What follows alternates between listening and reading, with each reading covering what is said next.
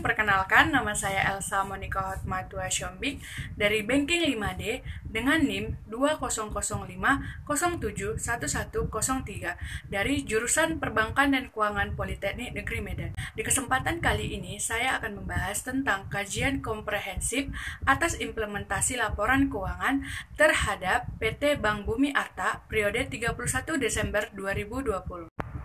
Pertama-tama, saya akan menjelaskan sedikit tentang Bank Bumi Arta. Bank Bumi Arta adalah bank yang berjeniskan publik atau swasta yang dimiliki Indonesia, dengan kode emiten IDX BNBA. Bank ini termasuk dalam industri jasa keuangan yang didirikan pada tahun berkantor pusat di Jakarta, Indonesia. Tokoh kunci dari bank ini adalah Rachmat Mulia Surya Husada yang termasuk Presiden Komisaris. Pemilik asli dari Bank Bumi Arta adalah Ajaib Group dan situs bank ini adalah www.bankbba.co.id. Selanjutnya, saya akan membahas tentang laporan keuangan pada PT Bank Bumi Arta periode 31 Desember 2020. Laporan keuangan terdiri dari 4. Yang pertama adalah laporan posisi keuangan, yang kedua laporan laba dan rugi, yang ketiga laporan ekuitas, dan yang terakhir atau yang keempat adalah laporan arus kas. Pada laporan posisi keuangan terdiri dari beberapa akun. Yang pertama adalah aset. Aset terdiri dari aset lancar dengan total 7.096.694 juta rupiah. Aset tidak lancar dengan total 950.823 juta rupiah. Sehingga jumlah aset adalah 8.047.517 juta rupiah.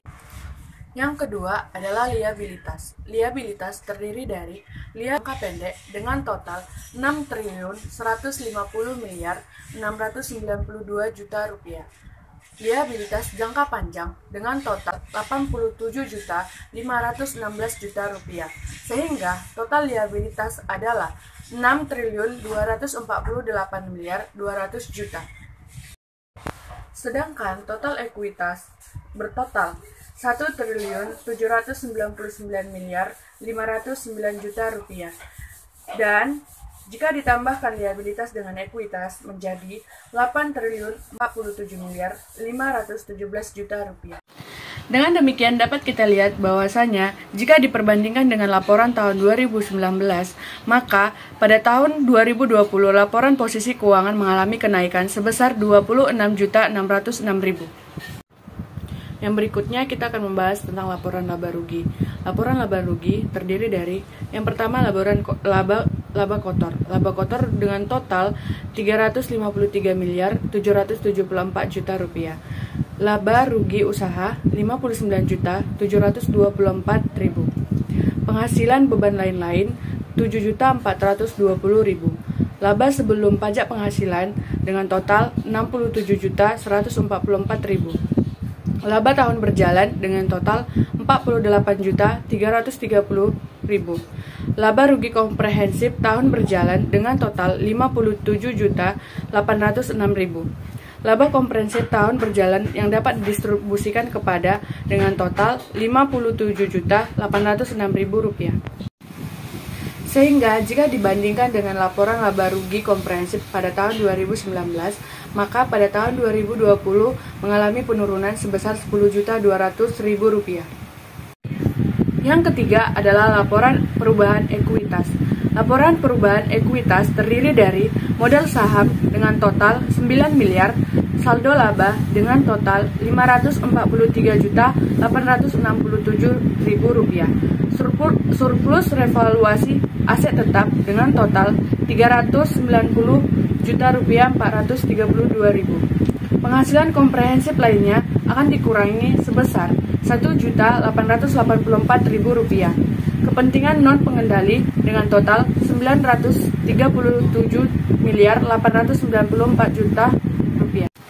Maka untuk laporan perubahan ekuitas jika dibandingkan dengan tahun 2019, untuk tahun 2020 akan mengalami kenaikan sebesar 6.594.000 rupiah. Dan yang terakhir yang akan kita bahas terhadap laporan keuangan pada Bank Bumi Arta adalah laporan arus kasnya.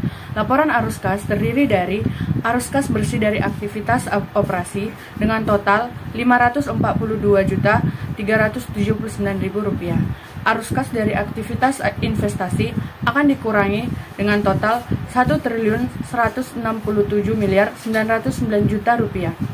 Arus kas dari pendanaan dengan total Rp15.079.000.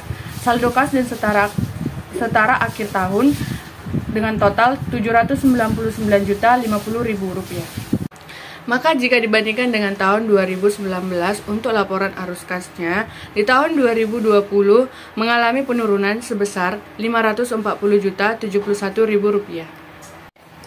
Demikian pembahasan saya tentang kajian komprehensif atas implementasi laporan keuangan pada PT Bank Bumi Arta periode 31 Desember 2020. Terima kasih telah menonton, sampai jumpa di pembahasan berikutnya. Dadah everyone!